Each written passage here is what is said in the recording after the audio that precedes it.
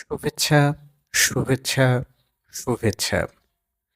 আজকে আপনাদের পড়ে শোনাবো লেখক আকবর আলী খানের বই আজব ও জবর আজব অর্থনীতি বই থেকে। এখন শুনবেন অধ্যায় ৩, সুখের লাগিয়া, সুখ ও অর্থনীতি। ১. ভূমিকা। দেশটির নাম সুখস্থান। এই রাজ্যে ১০০ জন সুখদর্শন যুবক বাস করে। এরা প্রত্যেকে বছরে ১ কোটি টাকা আয় করে। এদের ধনু ভঙ্গপঞ্জে এরা কেউ বিয়ে করবে না, তাই এদের কোনো স্ত্রী নেই। তবে তাদের প্রত্যেকের বাড়িতে একজন করে চাকরানী রয়েছে। প্রতি চাকরানী বছরে ১ লাখ টাকা বেতন পায়। এ রাজ্যে আর কোনো মানুষ নেই। এদেশে মোট জাতীয় উৎপাদন হচ্ছে ১০১ কোটি টাকা। এদের মাথাপিছু আয় হল ৫০.৫ লাখ টাকা। হঠাৎ এ রাজ্যে মদনদেব তশরিফ আনলেন। স্বঘোষিত চিরকুমার যুবকদের শাস্তি দেওয়ার জন্য তিনি তাদের প্রেমের বাণে বিদ্ধ করলেন। সঙ্গে সঙ্গে ১০০ জন যুবক তাদের নিজ নিজ চাকরানীর প্রেমে পড়ে গেল ও তাদের বিয়ে করে ফেলল। চাকরানীরা বহুদিন ধরে তাদের মনিবদের আকৃষ্ট করতে চেষ্টা করছিল, তাই মদনদেবের কল্যাণে বিয়ে হওয়াতে তারা মহা খুশি। তারা বিয়ের আগে যত কাজ করত নিজের সংসারে তার চেয়ে অনেক বেশি খেদমত করে, যাতে স্বামীরা আগের চেয়ে বেশি সুখে থাকে। স্বামীরাও স্ত্রীদের যত্নে মহাসন্তুষ্ট। তারা তাদের ব্যাংকে বলে দিয়েছে যে স্ত্রীরা তাদের স্বামীদের আয়ের অর্ধেক টাকা ব্যাংক থেকে মাসে মাসে তুলতে পারবে। ফলে স্ত্রীরা নিজেদের ইচ্ছামতো দেদার খরচ করছে। রাজ্যে সবার সুখ বেড়ে গেছে, অথচ রাজ্যের সংখ্যাতত্ত্ববিদরা বলছেন রাজ্যে বার্ষিক মাথাপিছু আয় ৫০.৫ লাখ থেকে ৫০ লাখে নেমে গেছে। বিয়ে করার আগে চাকরানীরা বেতন পেত, যদিও স্ত্রী হওয়ার পর একই কাজ তারা আরও অনেক ভালোভাবে ও দরদ দিয়ে করছে, তবু তারা বেতন পায় না। তবে বেতনের চেয়ে অনেক বেশি টাকা স্বামীরা স্ত্রীদের দিচ্ছে। কিন্তু স্ত্রীকে স্বামীর দেওয়া অর্থ জাতীয় আয়ে অন্তর্ভুক্ত হয় না, অথচ গৃহস্বামী চাকরানীকে যে বেতন দেয় তা জাতীয় আয়ের অংশ।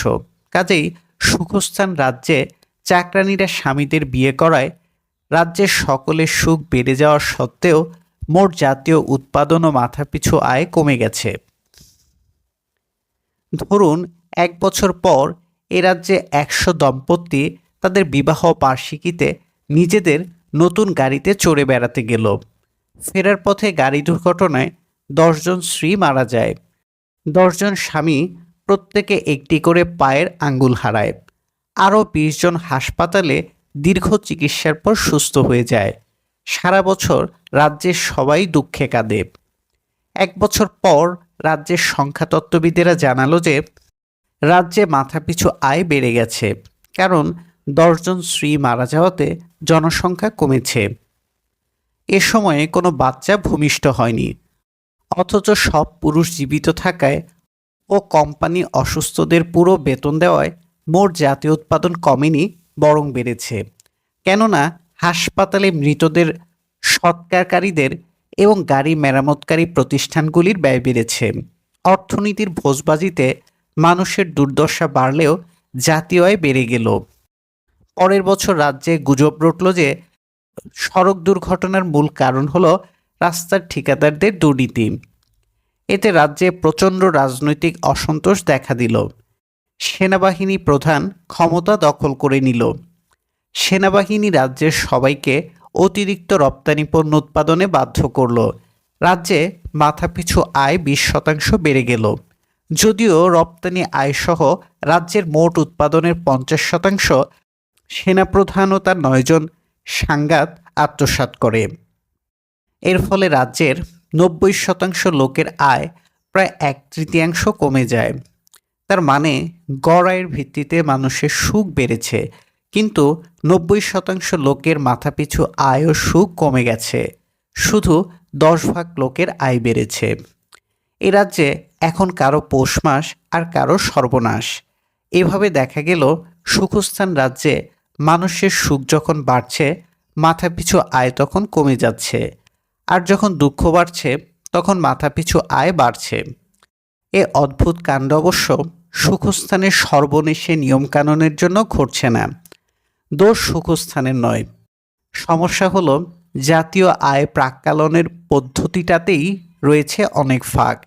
পৃথিবীর সব দেশেই বর্তমানে মোট জাতীয় উৎপাদনের হিসাব নিয়ে নানা প্রশ্ন দেখা দিচ্ছে। 2008 সালে ফ্রান্সের তৎকালীন রাষ্ট্রপতি সার্কোজি মাথাপিছু উৎপাদনের তাৎপর্য নিয়ে এতই সন্দিহান হয়ে পড়েন যে তিনি জীবন কুশলতার সূচক হিসেবে জাতীয় আয়ের উপযোগিতা পরীক্ষা করে পরামর্শ দেওয়ার জন্য নোবেলজয়ী অর্থনীতিবিদ জোসেফ স্টিগলিজের নেতৃত্বে একটি কমিশন গঠন করেন। অমর্ত্য সেন এই কমিশনের উপদেষ্টা ছিলেন। এই কমিশন জাতীয় উৎপাদনের 3টি দুর্বলতার উপর গুরুত্ব আরোপ করেন।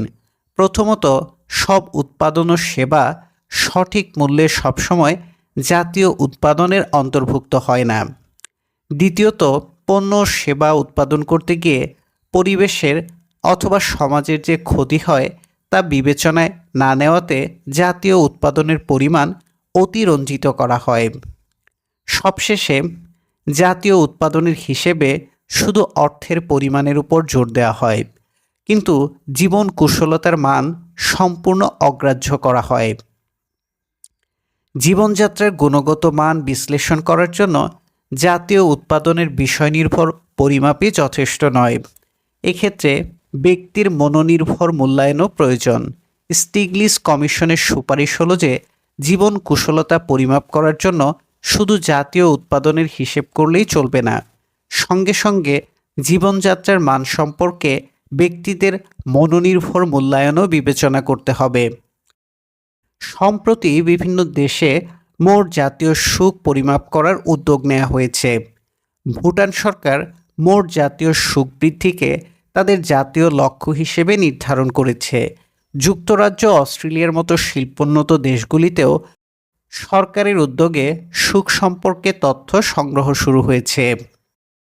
নাগরিকদের সুখ সম্পর্কে তথ্য সংগ্রহে সম্প্রতি যে আগ্রহ দেখা যাচ্ছে তা বিংশ শতাব্দীর মূলধারার অর্থনৈতিক তত্ত্বের সঙ্গে মোটেও সামঞ্জস্যপূর্ণ নয়।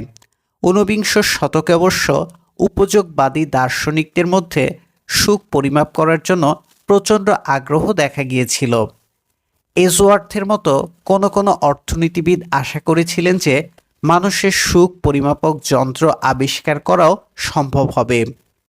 20 শতাব্দীর তৃতীয় দশকে লায়নেন্স রবিনস ও জন হিক্সের মতো অর্থনীতিবিদরা প্রমাণ করলেন যে উপযোগ বা মানুষের হিতের ক্রমবাচক বা অর্ডিনাল মূল্যায়ন সম্ভব হলেও সংখ্যাবাচক বা কার্ডিনাল মূল্যায়ন সম্ভব নয়।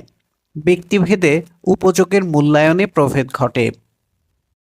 কাজেই একাধিক ব্যক্তির উপযোগ একসঙ্গে যোগ করা অযৌক্তিক। তাই ব্যক্তির সুখ সম্পর্কে গবেষণা অর্থনীতির মূল স্রোতধারাতে পরিত্যক্ত হয়। শুধু মনস্তত্ত্ববিদরা এ বিষয়ে গবেষণা চালিয়ে যান। যদিও অর্থনীতিবিদেরা মনস্তত্ত্ববিদদের এইসব গবেষণা সম্পূর্ণ অগ্রাহ্য করেন। অতি সম্প্রতি অর্থনীতিবিদেরা মানুষের অর্থনৈতিক জীবনে মনস্তাত্ত্বিক উপাদানগুলির ভূমিকা সম্পর্কে ক্রমশ সজাগ হয়ে উঠছেন। বিশেষ করে 2002 সালে মনস্তত্ত্ববিদ ড্যানিয়েল কাইনেম্যানকে অর্থনীতিতে নোবেল পুরস্কার প্রদানের পর সুখ সম্পর্কে অর্থনীতিবিদেরা নতুন করে চিন্তাভাবনা করেছেন। বর্তমান প্রবন্ধে লক্ষ্য হল সুখ সম্পর্কে অর্থনীতিবিদ ও মনস্তত্ত্ববিদেরা 2 দশক ধরে যেসব গবেষণা করছেন তার তাৎপর্য বিশ্লেষণ করা। এই বিশ্লেষণ থেকে সুখ অথবা মানুষের জীবন কুশলতা বাড়ানোর জন্য গৃহীতব্য ব্যবস্থাগুলি চিহ্নিত করা সম্ভব। প্রবন্ধটি 7টি খণ্ডে বিভক্ত। দ্বিতীয় খণ্ডে সুখের পরিমাপের প্রচলিত পদ্ধতির তাৎপর্য ও দুর্বলতাগুলি বিশ্লেষণ করা হয়েছে। তৃতীয় খণ্ডে দেশভেদে সুখবোধের তারতম্য সম্পর্কে সমীক্ষার ফলাফল আলোচনা করা হয়েছে। চতুর্থ খণ্ডে ব্যক্তিগত সুখ ও আয়ের সম্পর্ক বিশ্লেষণ করা হয়েছে। এই বিশ্লেষণে দেখা যায় যে কোনো সময়ে সুখ, আয় ও সুখের মধ্যে সুস্পষ্ট ধনাত্মক সম্পর্ক রয়েছে, অথচ সময়ের পরিসরে মাথাপিছু আয় বাড়লেও সুখ বাড়ছে না। প্রবন্ধে এই খণ্ডে এই প্রহেলিকার ব্যাখ্যা করা হয়েছে। পঞ্চম খণ্ডে সুখের সঙ্গে সমষ্টিগত স্থিতিশীলতার সম্পর্ক ব্যাখ্যা করা হয়েছে। বিশেষ করে দেখানো হয়েছে যে বেকারত্ব মূল্যস্ফীতি মানুষের সুখকে প্রভাবিত করে। ষষ্ঠ খণ্ডে রাজনৈতিক ব্যবস্থার সঙ্গে সুখের সম্পর্কের কারণ সম্পর্কে আলোচনা করা হয়েছে। সর্বশেষ খণ্ডে এই নিবন্ধের বক্তব্যগুলির সারসংক্ষেপ উপস্থাপন করা হয়েছে। এই প্রবন্ধের মূল বক্তব্যের ভিত্তিতে মানুষের সুখ বাড়ানোর জন্য অর্থনৈতিক নীতিমালায় কী ধরনের পরিবর্তন প্রয়োজন সে সম্পর্কেও সুপারিশ তুলে ধরা হয়েছে। 2. সুখের পরিমাপ ও তাৎপর্য। যারা সুখ নিয়ে গবেষণা করেছেন তারা সুখের বিষয় নির্ভর সংজ্ঞা নিয়ে আদৌ মাথা ঘামাতে রাজি নন। তারা মনে করেন সুখের ধারণা সম্পূর্ণভাবে মনোনির্ভর। কাজেই সুখের ধারণা ব্যক্তিভেদে ভিন্ন হবে।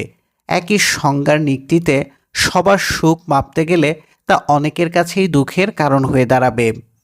কারণ যা মাপা হবে তা গবেষকদের কাছে সুখ বলে মনে হলেও ভুক্তভোগীদের জন্য সুখকর নাও হতে পারে। তবু গবেষণার সুবিধার্থে নেদারল্যান্ডসের ইরাসমাস বিশ্ববিদ্যালয়ের ওয়ার্ল্ড ডেটাবেস অফ হ্যাপিনেস সুখের নিম্নরূপ সংজ্ঞা নির্ধারণ করেছে। সুখের সংজ্ঞা হল ব্যক্তি নিজের মনোনির্ভর মূল্যায়নে সামগ্রিকভাবে যেভাবে জীবন উপভোগ করে। অন্যদিক থেকে দেখলে সুখ অর্থ হচ্ছে ব্যক্তি তার যাপিত জীবন কতটুকু পছন্দ করে। এর সমার্থক শব্দ হচ্ছে জীবন, সন্তুষ্টি ও ব্যক্তিগত মূল্যায়নে কুশলতা। রুড ভিনহোভেন 2004। বিভিন্ন দেশের সমীক্ষাতে ব্যক্তিগত বৈশিষ্ট্যের ভিত্তিতে সুখ পরিমাপে যেসব প্রবণতা দেখা যায় তার কিছু কৌতূহলোদ্দীপক উদাহরণ নিচে উল্লেখ করা হলো। বয়সভেদে ভিন্নতা।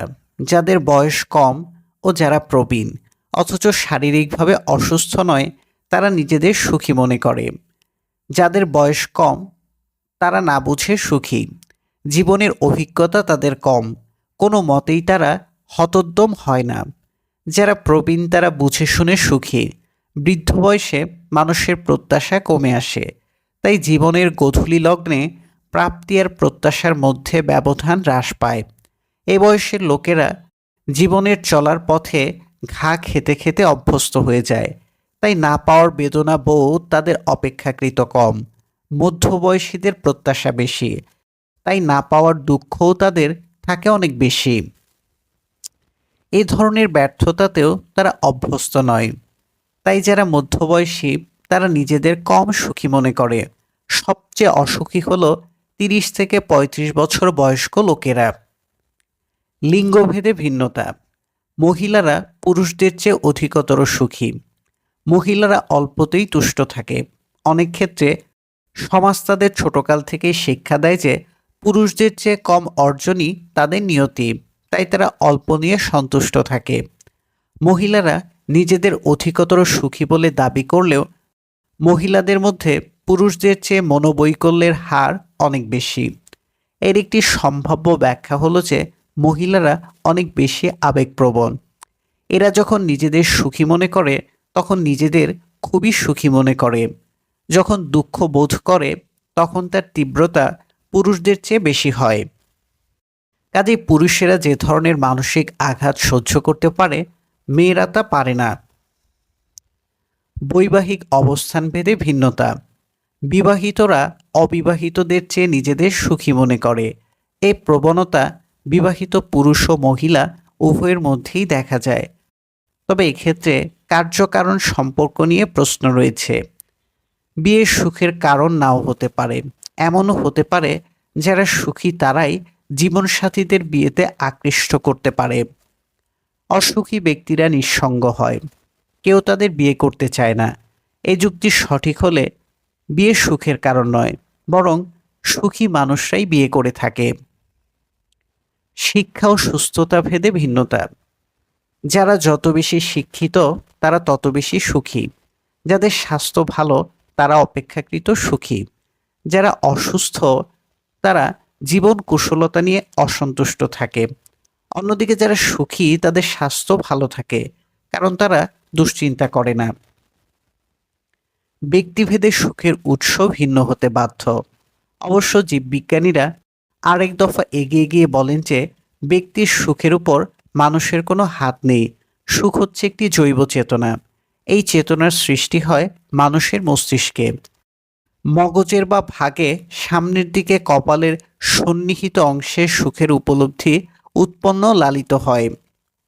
কোনো কারণে মস্তিষ্কের এই অংশ অকার্যকর হয়ে গেলে মানুষের কোনো সুখবোধ থাকে না। এ ধরনের ব্যক্তিরা সবসময় হতাশাগ্রস্ত হয়ে থাকে। দুঃখের আধার হচ্ছে মগজের ডান দিকে পেছনের অংশ। এই অংশ ঠিকমতো কাজ না করলে বেদনা বোধের অবলুপ্তি ঘটে। মগজের কোন অংশ অপেক্ষাকৃত সবল তা নির্ভর করে ব্যক্তির জিনের গঠনের উপর, যা বংশানুক্রমে নির্ধারিত হয়। তাই জীববিজ্ঞানীরা দাবি করেন সুখ মানুষের আয়ত্তের বাইরে। কোনো মনস্তত্ত্ববিদ এ মতের সঙ্গে একমত। তারা বলেন প্রত্যেক মানুষেরই তার ব্যক্তিত্ব জিনের গঠনের ভিত্তিতে সুখের একটি নির্ধারিত মাত্রা রয়েছে। ব্যক্তিগত জীবনে বড় ধরনের কোনো দুর্ঘটনা, যথা দুর্ঘটনা বা বিবাহ বিচ্ছেদ ঘটলে বা অপ্রত্যাশিত কোনো প্রাপ্তি, যথা লটারি ঘটলে সুখের নির্ধারিত মাত্রা হতে সাময়িক বিচ্যুতি দেখা দেয়। তবে দীর্ঘমেয়াদে এইসব বিচ্যুতি টিকে থাকে না। সাময়িক বিচ্যুতির প্রভাব কেটে গেলে মানুষের সুখ তার নির্ধারিত মাত্রায় ফিরে আসে। অবশ্য আধুনিক মনোবিজ্ঞানীরা পুরোপুরি মত মানেন না। তারা মনে করেন যে ব্যক্তি জীবনে বড় ধরনের সুযোগ বা দুর্যোগের ক্ষেত্রে মানুষ অনেক সময় নিজেকে খাপ খাইয়ে নেয়। তবে এই খাপ খাওয়ানোটা, যাকে পোশাকি ভাষায় বলে অভিযোজন, কখনো সম্পূর্ণ হয় না। ব্যক্তির ক্ষেত্রে সুখের নির্ধারিত মাত্রা থেকে বিচ্যুতির কিছু না কিছু প্রভাব থেকে যায়। এর অর্থ হলো কোনো অপ্রত্যাশিত ঘটনার প্রভাব সম্পূর্ণ মুছে যায় না। সুখের ক্ষেত্রে অভিযোজনের ফলে নাটকীয় পরিবর্তন না হলেও ওঠানামা ঘটা অত্যন্ত স্বাভাবিক। মানুষ নিজেও মনে করে যে তার পক্ষে সুখের পরিমাণ বাড়ানো সম্ভব। অন্য দৃষ্টিকোণ থেকে অনেক দার্শনিকই মনে করেন যে সুখ বাড়ানোর সচেতন প্রয়াসই অসুখের একটি বড় কারণ। মনস্তত্ত্ববিদরা মানুষের ব্যক্তিগত সুখের নিয়ামকগুলি চিহ্নিত করার চেষ্টা করেছেন। 1960-এর দশকে প্রখ্যাত সামাজিক মনস্তত্ত্ববিদ হেডলি ক্র্যান্টিন 12টি দেশে সমীক্ষা পরিচালনা করেন। এই 12টি দেশের মধ্যে উন্নত, উন্নয়নশীল, গণতান্ত্রিক, অগণতান্ত্রিক এবং 5টি মহাদেশের প্রতিটির কমপক্ষে একটি দেশ অন্তর্ভুক্ত ছিল। এই সমীক্ষার ফলাফল সারণী 3.1-এ দেখা যাবে। ব্যক্তিগত সুখের উপাদানগুলি। সারণী 3.1 থেকে দেখা যায় যে সুখের সবচেয়ে বড় নিয়ামক হচ্ছে অর্থনৈতিক অবস্থা। 60-95% মানুষ অর্থনীতিকেই সুখের সবচেয়ে বড় নিয়ামক বলে গণ্য করে থাকে। মানুষ স্বার্থপর, পরার্থপর নয়। অথচ বাঙালি কবি কামিনী রায় লিখেছেন, পরের কারণে স্বার্থ দিয়া বলি, এ জীবন মন সকলই দাও। তার মতো সুখ কোথাও কি আছে? আপনার কথা ভুলিয়া যাও, পরের কারণে মরণেও সুখ। সুখ সুখ করি কেদো না আর, যতই কাঁদিবে ততই ভাবিবে, ততই বাড়িবে হৃদয় ভার। সারণী 3.1 থেকে প্রতীয়মান হয় যে কবি কামিনী রায় যাই নসিহত করুন না কেন, মানুষ পরের কল্যাণ করে সুখ পায় না। তার সুখ তার নিজের অর্থনৈতিক অবস্থার উপর ও তার নিজের পরিবারের মঙ্গলের উপর নির্ভরশীল। মূল্যবোধ ও চরিত্র মাত্র 9-42% মানুষের সুখকে প্রভাবান্বিত করতে পারে। অর্থনৈতিক অবস্থা স্বাস্থ্যের চেয়েও অনেক বেশি গুরুত্বপূর্ণ নিয়ামক। মানুষের সুখ পরিমাপ করার জন্য প্রধানত 2 ধরনের পদ্ধতি আছে। প্রথমত, ঘটনাভিত্তিক মনস্তাত্ত্বিক প্রক্রিয়া সম্পর্কে উপাত্ত সংগ্রহ। এক্ষেত্রে মনস্তত্ত্ববিদেরা 4 ধরনের কৌশল অবলম্বন করে থাকেন। একটি কৌশল হলো প্রতিদিন নির্দিষ্ট সময় পর ব্যক্তির তাৎক্ষণিক প্রতিক্রিয়া যন্ত্রের সাহায্যে পরিমাপ করা। আরেকটি কৌশল হচ্ছে সুখের পরিমাপ সংক্রান্ত সমীক্ষায় অংশগ্রহণকারীদের দৈনিক ডায়েরি থেকে উপাত্ত সংগ্রহকরণ। তৃতীয় কৌশল হল একজন ব্যক্তি দিনে কত সময় অপ্রীতিকর কাজ করেন সেই সম্পর্কে উপাত্ত সংগ্রহ করা। সবশেষে ব্যক্তির মানসিক প্রক্রিয়া নিরূপণ করার জন্য মস্তিষ্কের চিত্র ধারণ করে তার সুখের পরিমাপ নির্ধারণ করা হয়। মনস্তাত্ত্বিক পদ্ধতিতে উপাত্ত সংগ্রহ ব্যয়বহুল ও সময় সাপেক্ষ। এইসব পদ্ধতিতে সরাসরি সুখ পরিমাপ করা সম্ভব হয় না, তাই সমীক্ষা পদ্ধতিতে ব্যক্তিকে প্রশ্ন করে সুখ সম্পর্কে তথ্য সংগ্রহ করা অনেক সহজ। দ্বিতীয়ত, সমীক্ষা পদ্ধতিতে 4 ধরনের কৌশল দেখা যায়। মার্কিন যুক্তরাষ্ট্রে সাধারণ সামাজিক পরীক্ষায় নির্বাচিত ব্যক্তিদের নিম্নরূপ প্রশ্ন করা হয়: সব কিছু বিবেচনা করে আপনি কি আজকাল নিজেকে অত্যন্ত সুখী, মোটামুটি সুখী বা খুব সুখী নয় বলে মনে করেন? এই প্রশ্নের উত্তর থেকে 1 থেকে 3 মাত্রায় একটি জনগোষ্ঠীর সুখের পরিমাপ করা হয়। মিশিগান বিশ্ববিদ্যালয় পরিচালিত বিশ্ব মূল্যবোধ সমীক্ষায় নিম্নলিখিত প্রশ্ন করা হয়: সব কিছু বিবেচনা করে আপনি আজকাল আপনার জীবন নিয়ে কতটুকু সন্তুষ্ট? এই উত্তর 1 থেকে 10 মাত্রার মধ্যে প্রকাশ করা হয়। যারা সবচেয়ে অসন্তুষ্ট তাদের প্রক্রিয়াকে 1 মাপা হয়, যারা সবচেয়ে সুখী তাদের প্রক্রিয়াকে 10 ধরে নেওয়া হয়। ইউরোপে ইউরো ব্যারোমিটার সমীক্ষায় উত্তরদাতাদের প্রশ্ন করা হয়: সামগ্রিকভাবে আপনি কি যে জীবনযাপন করছেন তা নিয়ে খুবই সন্তুষ্ট, মোটামুটি সন্তুষ্ট, খুব সন্তুষ্ট নন বা একেবারেই সন্তুষ্ট নন? এই প্রশ্নের ভিত্তিতে 1 থেকে 4 মাত্রায় জীবন সন্তুষ্টি পরিমাপ করা হয়। জীবন সন্তুষ্টির সম্পর্কে আরেকটি সমীক্ষায় একটির বদলে 3টি প্রশ্ন করা হয় এবং উত্তরদাতাদের সুখ 1 থেকে 7 মাত্রায় মূল্যায়ন করা হয়। সুখ বা জীবন সন্তুষ্টি সম্পর্কে সমীক্ষার একটি সুবিধা হলো এক্ষেত্রে উত্তরদাতাদের মূল্যায়ন সরাসরি জানা যায়। তবে সমীক্ষা পদ্ধতি নিয়ে কয়েকটি বড় প্রশ্ন রয়েছে। এসব মূল্যায়ন নৈবেত্তিক নয়। উত্তরদাতাদের মেজাজ মর্জি ও প্রেক্ষিত ভেদে সুখের মূল্যায়ন ভিন্ন হতে পারে। তাই উত্তরদাতাকে কখন, কিভাবে, কি ভাষায় প্রশ্ন করা হয় তার উপর অনেক ক্ষেত্রেই মূল্যায়ন নির্ভর করে। সুখ সম্পর্কে সব প্রশ্নের উত্তরই স্মৃতি থেকে দেওয়া হয়। অতীতে যা ঘটে তা সবই সুখদ নয়। সুখ দুঃখে ও হাসি কান্নাতে নিরন্তর দোলায়িত মানুষের বাস্তব জীবন। জর্জ বার্নার্ড শ যথার্থই বলেছেন, সারা জীবন ধরে সুখ কোনো জীবিত মানুষই তা সইতে পারবে না। এটি হবে মর্ত্যনরক। সুখের পর দুঃখ আসে, আবার দুঃখের পর সুখ আসে।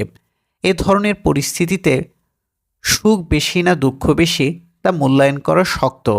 এ ধরনের মূল্যায়নের জন্য উত্তরদাতাকে তার অভিজ্ঞতা লব্ধ সুখ ও দুঃখের আপেক্ষিক মূল্যায়ন করতে হয়।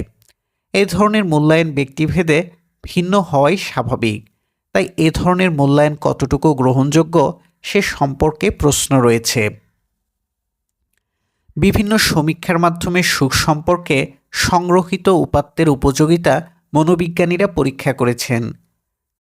কাইনেম্যান ও তার সহযোগীরা সমীক্ষার ভিত্তিতে সুখ সম্পর্কে সংগ্রহীত উপাত্তের গ্রহণযোগ্যতার পক্ষে নিম্নলিখিত যুক্তিগুলি উপস্থাপন করেছেন।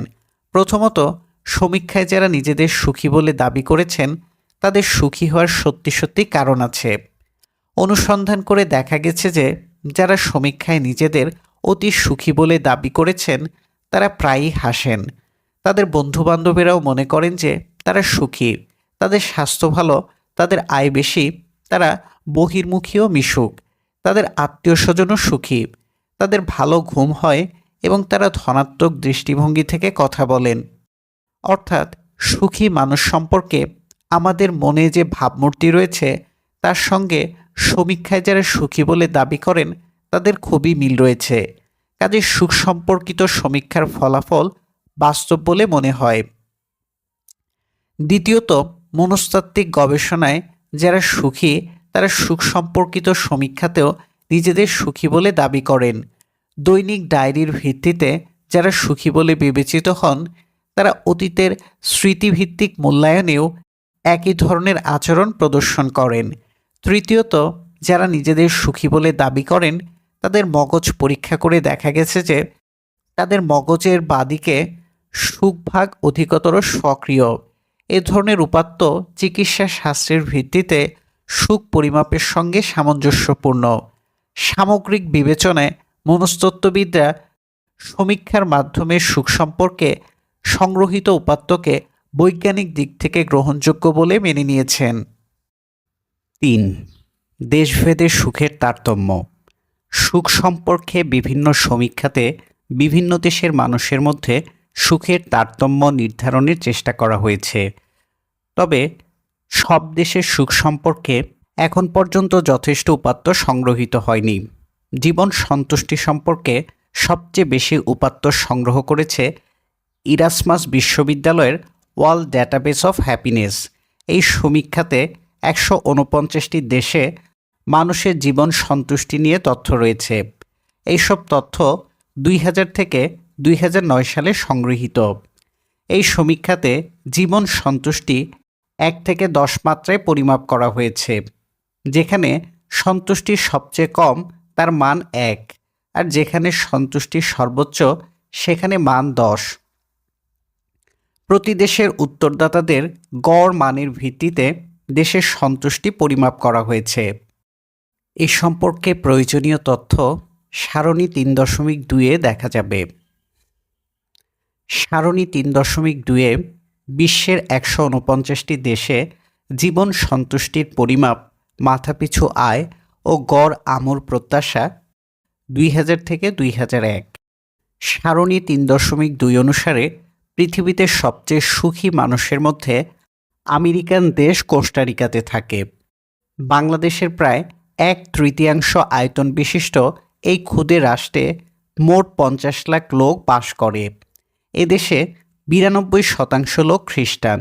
এদেশের একমাত্র বিশেষত্ব হচ্ছে যে কোস্টারিকাতে কোনো সেনাবাহিনী নেই।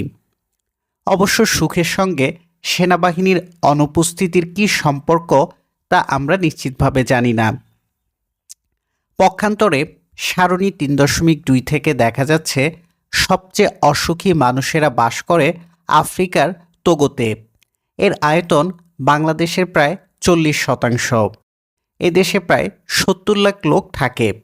এদের বেশিরভাগ স্থানীয় ধর্মে বিশ্বাস করে। তোগোর মাথাপিছু আয় কোস্টারিকার মাথাপিছু আয়ের 7.7%। তোগোর গড়ায়ুর প্রত্যাশা কোস্টারিকার চেয়ে প্রায় 24% কম। সারণী 3.2-এ সুখের মাত্রার সঙ্গে ক্রয় ক্ষমতার সমতাভিত্তিক ডলারে মাথাপিছু আয় ও গড় আয়ুর প্রত্যাশা দেখানো হয়েছে। সংখ্যাতাত্ত্বিক বিশ্লেষণ থেকে দেখা যাচ্ছে রাষ্ট্রের গড় সুখের মাথাপিছুর সঙ্গে মাথাপিছু আয়ের সুস্পষ্ট ধনাত্মক সহগমনের সম্পর্ক রয়েছে। এ দুটি কোরিলেশন কোএফিসিয়েন্ট হচ্ছে 0.634। গড় সুখের মাথাপিছুর সঙ্গে গড় আয়ুর প্রত্যাশার ধনাত্মক সহগমন আরও নিবিড়। এই ক্ষেত্রে সহগাঙ্কের প্রাক্কলন হচ্ছে 0.729। অবশ্য মাথাপিছু আয় ও গড় আয়ুর প্রত্যাশার মধ্যেও উচ্চ পর্যায়ের ধনাত্মক সহগমন রয়েছে। এ ধরনের উচ্চ পর্যায়ের সহগমনের একটি বড় কারণ হচ্ছে যেখানে মাথাপিছু আয় বেশি সেখানে গড় আয়ুর প্রত্যাশাও বেশি হয়। মাথাপিছু আয় বেশি হলে পুষ্টিকর খাদ্য ও প্রয়োজনীয় স্বাস্থ্যসেবা লাভ করা সম্ভব হয়। সারণী 3.2 থেকে প্রতীয়মান হয় যে যেই সব দেশে মাথাপিছু আয় বেশি সেই সব দেশের মানুষ বেশি সুখী। উপরন্তু যেই সব দেশে গড় আয়ুর প্রত্যাশা বেশি সেসব দেশে মানুষ নিজেকে বেশি সুখী মনে করে। অবশ্য দেশভেদে ব্যক্তির মনোনির্ভর মূল্যায়নের ভিত্তিতে যে সুখের পরিমাপ করা হয়েছে তার কয়েকটি অন্তর্নিহিত দুর্বলতা রয়েছে। প্রথমত, সুখের মূল্যায়ন উত্তরদাতাদের মূল্যবোধের উপর নির্ভর করে। এ ধরনের মূল্যবোধ আবার দেশের সংস্কৃতি ও ধর্মীয় পরিমণ্ডলের উপর নির্ভরশীল। উদাহরণস্বরূপ উল্লেখ করা যায়, ফরাসিরা জীবন সম্পর্কে সাধারণত নৈরাশ্যবাদী হয়। তারা মনে করে যে বুদ্ধিমান লোকের পক্ষে সুখী হওয়া সম্ভব নয়। বিখ্যাত ফরাসি রাষ্ট্রপতি চার্লস দ্য গল বলতেন, সুখী ব্যক্তিরা আহাম্মক। সুখ সম্পর্কে ফ্রান্সে তাই ব্যাপক বিরূপ ধারণা রয়েছে।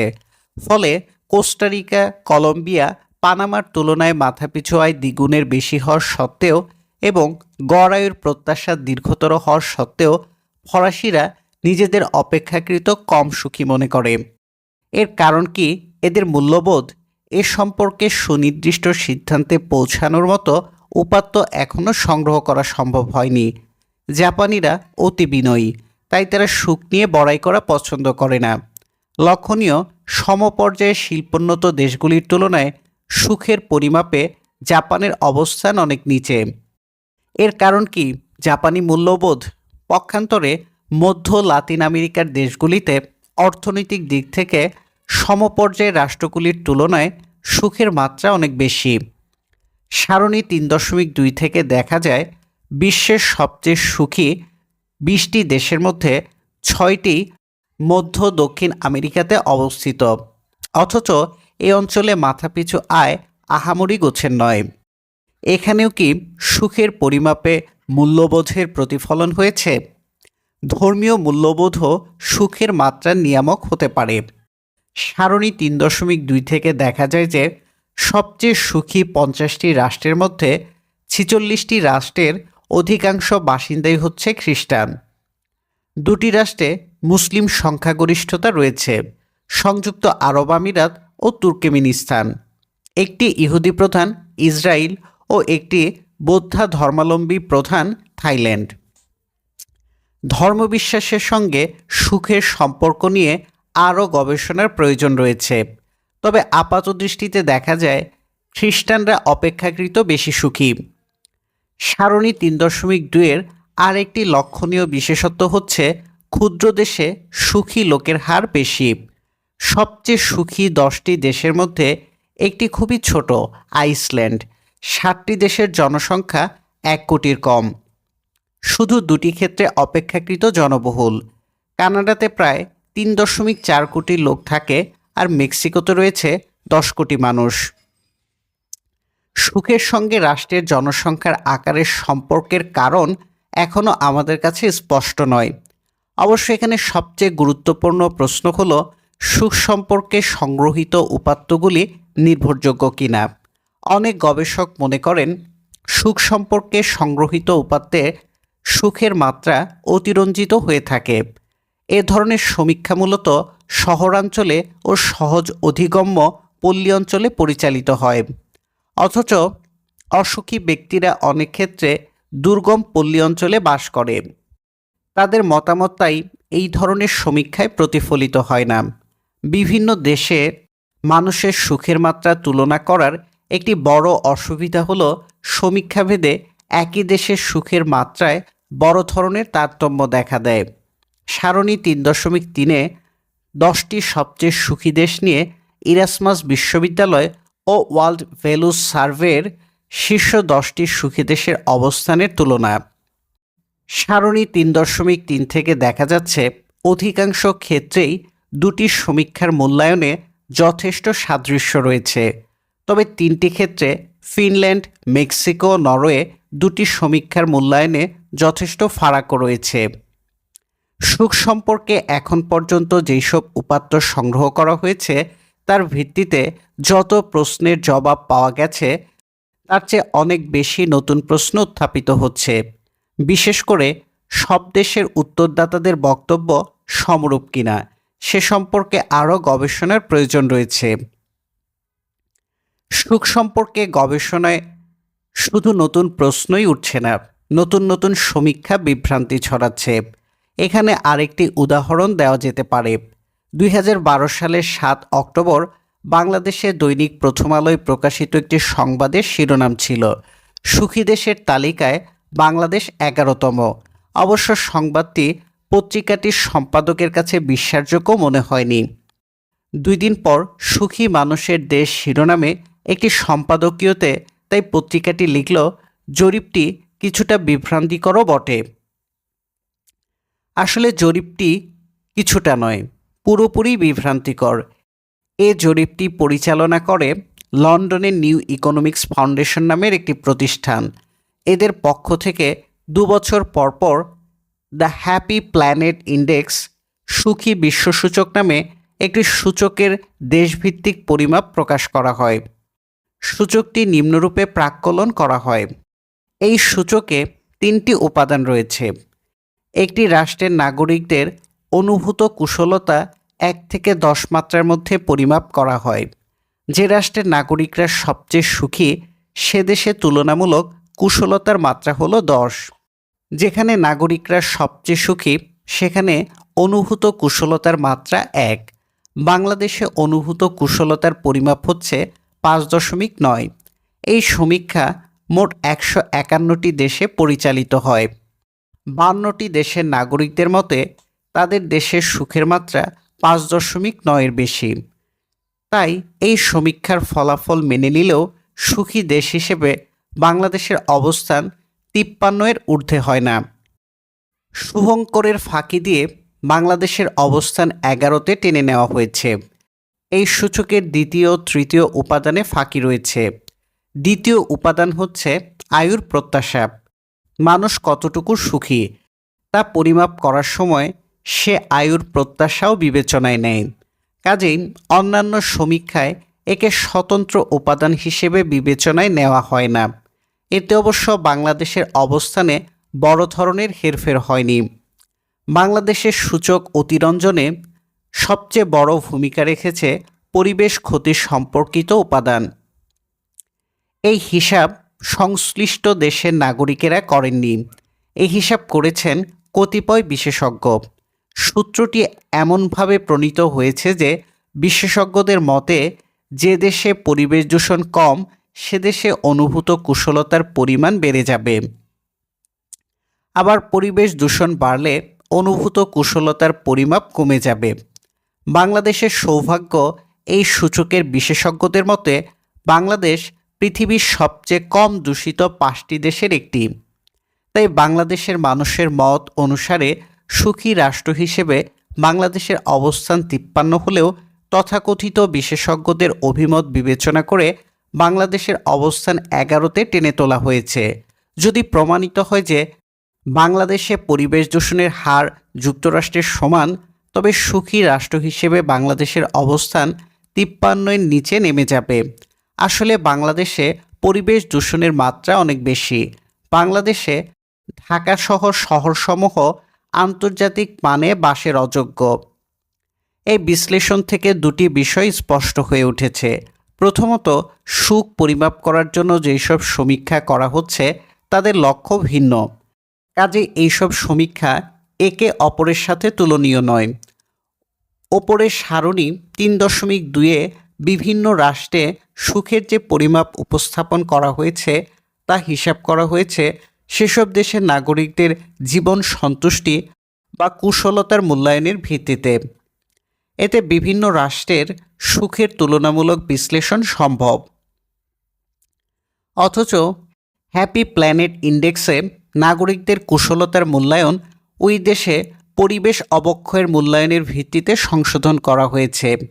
এক্ষেত্রে সুখ শুধু নাগরিকদের দৃষ্টিকোণ থেকে পরিমাপ করা হয়নি। এখানে বৈশ্বিক পরিবেশের দৃষ্টিকোণ থেকে সুখ কতটুকু টেকসই তা নির্ধারণ করা হয়েছে। হ্যাপিনেস প্ল্যানেট ইন্ডেক্স তাই সুখ পরিমাপ করে না, মূল্যায়ন করে environmental efficiency of supporting wellbeing in a given country আপার্টস। একটি বিশেষ দেশে মানুষের কুশলতা টিকিয়ে রাখার জন্য পরিবেশের কর্মক্ষমতা। কাজেই এই সমীক্ষার ভিত্তিতে বিভিন্ন দেশে মানুষের সুখের তুলনা সম্ভব নয়। দ্বিতীয় সমস্যা হলো এইসব সূচক পরিমাপ করার জন্য যে ধরনের উপাত্ত প্রয়োজন তা সবসময় পাওয়া যায় না। তাই অনেক ক্ষেত্রে জেনে শুনে ত্রুটিপূর্ণ উপাত্তের ভিত্তিতে সূচক পরিমাপ করা হয়। হ্যাপি প্ল্যানেট ইন্ডেক্সে একটি গুরুত্বপূর্ণ উপাদান হল ইকোলজিক্যাল ফুটপ্রিন্ট বা দেশভিত্তিক পরিবেশের ক্ষতির পরিমাপ। হ্যাপি প্ল্যানেট ইন্ডেক্স 2012 রিপোর্ট স্পষ্ট স্বীকার করেছে যে পরিবেশের ওপর প্রভাব সম্পর্কে যথেষ্ট নির্ভরযোগ্য তথ্য নেই। এইসব তথ্য সংগ্রহের প্রণালী ত্রুটিপূর্ণ এবং তাতে অনেক ধরনের পরিবেশ দূষণ বিবেচনা করা সম্ভব হয়নি।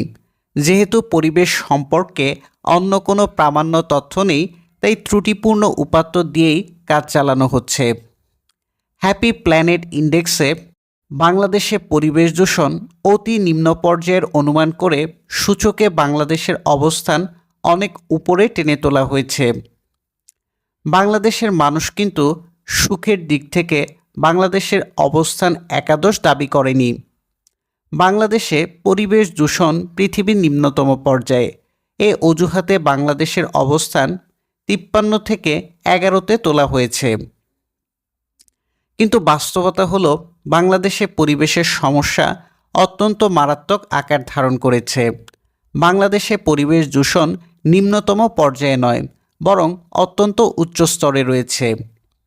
ভুল সংজ্ঞার ভিত্তিতে ও ভুল উপাত্ত ব্যবহার করে বাংলাদেশের সুখের পরিমাপ ভাপানো হয়েছে। গবেষকদের এই ধরনের সমীক্ষা সম্পর্কে সতর্ক থাকতে হবে। 4. স্টার্লিন প্রহেলিকা। ক্রমবর্ধমান অর্থনৈতিক স্বাচ্ছন্দ্য মানুষের সুখ কেন অব্যাহতভাবে বাড়াচ্ছে না? কবি কাজী নজরুল ইসলাম বড়াই করে লিখেছেন, হে দারিদ্র, তুমি মোরে করেছ মহান।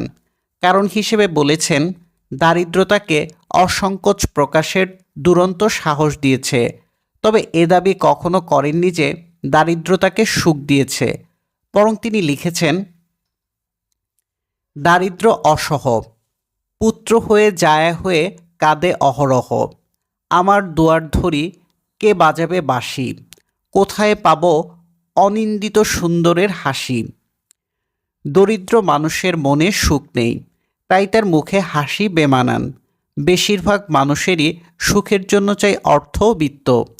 তাই তো এ জগতে হায় সেই বেশি চায় আছে যার ভুরি ভুরি। দেশভেদে সুখের তারতম্যের একটি বড় নিয়ামক হলো মাথাপিছু আয়। তৃতীয় অংশের আলোচনা থেকে দেখা যায় যে ধনী দেশের অধিবাসীদের সুখের মাত্রা উচ্চতর পর্যায়ের। গরিব দেশের মানুষেরা অপেক্ষাকৃত অসুখী হয়। দেশভেদে সূত্র যেমন সত্যি, দেশের ভেতরেও শ্রেণীভেদে তা সমভাবে কার্যকর। এই বক্তব্যের সমর্থনে দু ধরনের উপাত্ত রয়েছে। প্রথমত, দেশভেদে সুখ ও মাথাপিছু আয়ের মধ্যে ধনাত্মক সহগমন লক্ষ্য করা যায়। 49টি দেশের সুখ ও মাথাপিছু আয়ের সম্পর্ক বিশ্লেষণ থেকে প্রতীয়মান হয় যে সুখ ও মাথাপিছু আয়ের মধ্যে একটি সুস্পষ্ট ধনাত্মক সম্পর্ক রয়েছে। তবে সুখের উপর মাথাপিছু আয় বৃদ্ধির তাৎক্ষণিক প্রভাব অত্যন্ত নগণ্য। মাথাপিছু আয় 10% বাড়লে সুখের পরিমাপ 333 ভাগের 1 ভাগ বাড়ে। দ্বিতীয়ত, একই দেশে গরিবদের তুলনায় ধনীরা বেশি সুখী হয়। 1972 থেকে 74 ও 1994 থেকে 96 সময়কালে মার্কিন যুক্তরাষ্ট্রে আয়ের শ্রেণী অনুসারে গড় সুখের প্রাক্কলন সারণী 3.4-এ দেখা যাবে। সারণী 3.4 থেকে দেখা যাচ্ছে যে নিম্ন আয়বন্ধনীর ব্যক্তিদের সুখের মাত্রা উচ্চ আয়বন্ধনীর লোকদের চেয়ে কম। 1994 সালের একটি সমীক্ষায় দেখা যাচ্ছে যুক্তরাষ্ট্রে যাদের মাথাপিছু আয় $10,000 কম, তাদের মাত্র 16% নিজেদের অতি সুখী মনে করে। পক্ষান্তরে যাদের মাথাপিছু আয় $75,000 বেশি, তাদের 44% নিজেদের অতি সুখী গণ্য করে থাকে। একই ধরনের প্রবণতা ইউরোপ ও জাপানেও লক্ষ্য করা যায়। 1975 থেকে 1991 সময়কালে ইউরোপে ইউরো ব্যারোমিটার সমীক্ষায় দেখা যায় সর্বোচ্চ আয়বন্ধনীর ব্যক্তিদের 88% ব্যক্তি তাদের জীবন সম্পর্কে খুব অথবা যথেষ্ট সন্তুষ্ট। পক্ষান্তরে সর্বনিম্ন আয়ের 1/4 মানুষের মাত্র 66% একই রকম সন্তুষ্ট। কোথাও কোথাও কিছু ব্যতিক্রম থাকলেও সামগ্রিকভাবে এই প্রবণতা বিশ্বব্যাপী দেখা যাচ্ছে। সারণী ৩.৪ মার্কিন যুক্তরাষ্ট্রে আয়ের বন্ধনী অনুসারে সুখের পরিমাপ ১৯৭২ থেকে ৭৪ এবং ১৯৯৪ থেকে ৯৬। সামগ্রিকভাবে দেখা যাচ্ছে ধনী দেশের মানুষেরা গরিব দেশের মানুষদের তুলনায় অধিকতর সুখী। আবার একই দেশের ভেতর দেখা যাচ্ছে ধনী ব্যক্তিরা গরিবদের চেয়ে সুখী। এসব উপাত্ত থেকে সুস্পষ্টভাবে প্রতিভাত হয় আয় ও সুখের মধ্যে নিবিড় ধনাত্মক সম্পর্ক রয়েছে। সাম্প্রতিক সময়ে উন্নত দেশগুলিতে মাথাপিছু আয় নাটকীয়ভাবে বেড়েছে, অথচ একই সময়ে সেখানে সুখের মাত্রায় কোনো ঊর্ধ্বমুখী প্রবণতা দেখা যাচ্ছে না, বরং কোথাও কোথাও উল্লেখযোগ্য আয় বৃদ্ধির সত্ত্বেও সুখের পরিমাপ কমেছে। নিচে কয়েকটি উদাহরণ দেওয়া হলো। মার্কিন যুক্তরাষ্ট্র ১৯৪৭ থেকে ১৯৭৭ পর্যন্ত সময়কালে সুখ সম্পর্কিত সমীক্ষাগুলি বিশ্লেষণ করলে দেখা যায় যে আমেরিকানরা ১৯৫০-এর দশকে সবচেয়ে সুখী ছিল। তবে ১৯৪৭ থেকে ৭৭ সময়কালে সুখের কোনো সুস্পষ্ট প্রবণতা লক্ষ্য করা যায় না। অথচ যুক্তরাষ্ট্রে এ সময়ে মাথাপিছু আয়ের উল্লেখযোগ্য অগ্রগতি ঘটেছে। ১৯৪৬ থেকে ১৯৯১ সময়কালে ১৯৯৬ সালের স্থিরকৃত ডলারের মানে যুক্তরাষ্ট্রে মাথাপিছু আয় $১১,০০০ থেকে $২৭,০০০ উন্নীত হয়। অর্থাৎ ৪৫ বছর সময়কালে এ আয় ১৫০% বাড়ে। মাথাপিছু আয় বেড়ে যাওয়ার ফলে সাধারণ মানুষের জীবনযাত্রার মানে দ্রুত পরিবর্তন পরিলক্ষিত হয়। মাথাপিছু আয় যখন কম ছিল তখন শৌচাগার ছিল ঘরের বাইরে। আর্থিক সমৃদ্ধির সঙ্গে সঙ্গে লাগোয়া শৌচাগারের চল হয়। ঘরে ঘরে চালু হয় তাপ নিয়ন্ত্রণ ব্যবস্থা, কাপড় ধোয়ার যন্ত্র, রঙিন টেলিভিশন, টেলিফোন, হরেক রকম বৈদ্যুতিক যন্ত্রপাতি। বাড়ি বাড়ি গাড়ি কেনার ধুম পড়ে যায়। সারা দুনিয়া থেকে আমদানি করা হয় অজস্র স্বাদু খাদ্যদ্রব্যের উপাদান। সময়ের ব্যবধানে আয় বৃদ্ধির সঙ্গে সঙ্গে মানুষের সুখ বেড়ে যাওয়ার কথা, অথচ এ সময়কালে মার্কিনদের সুখ কমে যায়। ১৯৫০-এর দশকে ০ থেকে ৩ মাত্রায় সুখের পরিমাপ ছিল ২.৪। অভাবিতপূর্ব অর্থনৈতিক সাফল্য সত্ত্বেও ১৯৯১ সালে সুখের পরিমাপ ২.২-এ নেমে আসে।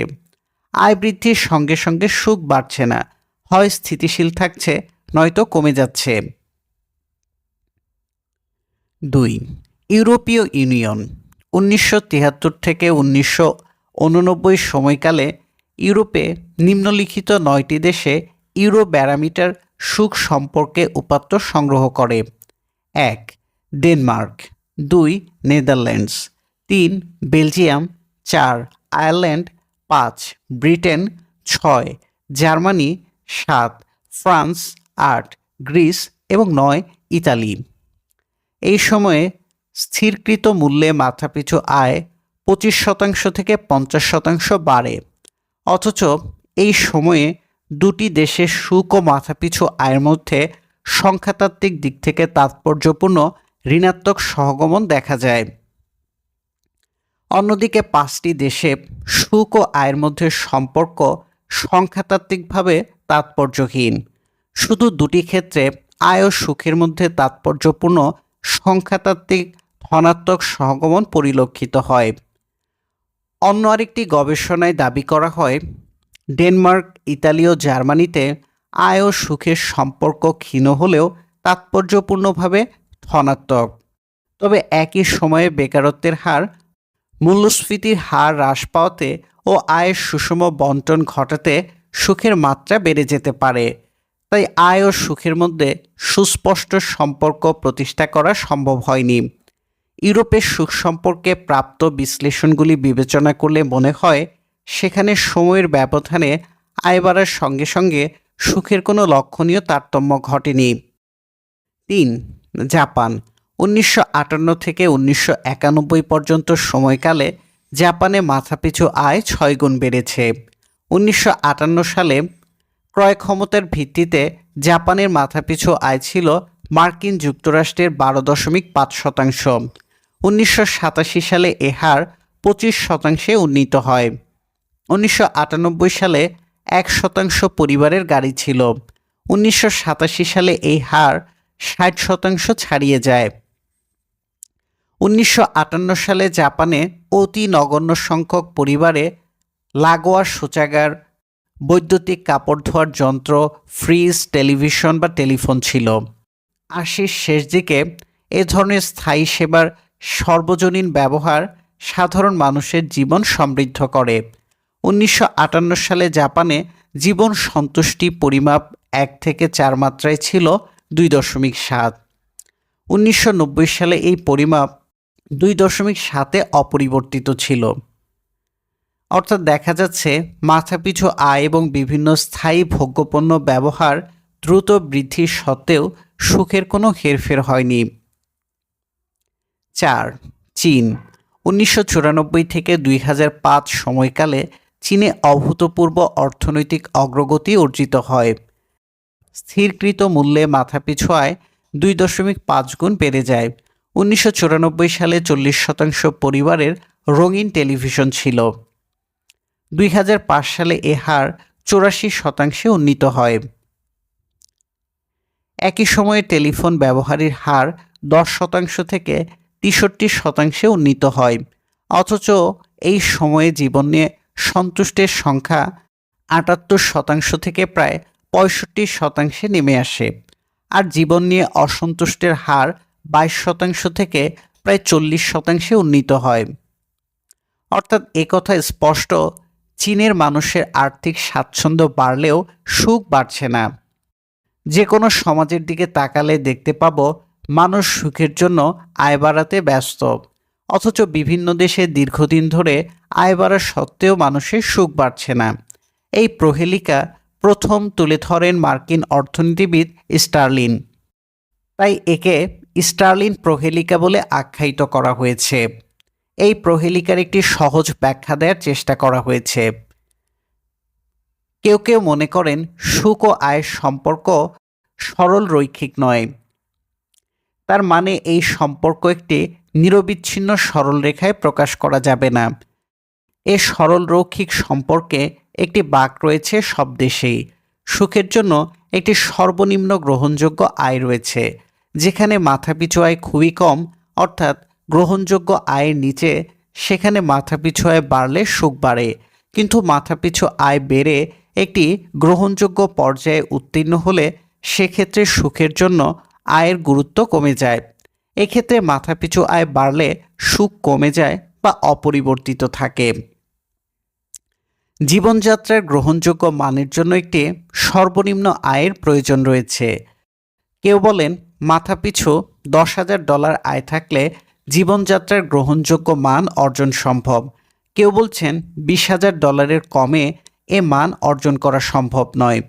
তবে ঐতিহাসিক উপাত্তগুলি অতি নিম্ন আয়ের দেশে মাথাপিছু আয়ের বৃদ্ধি সুখ বাড়ায়, এ প্রতর্ক সমর্থন করে না।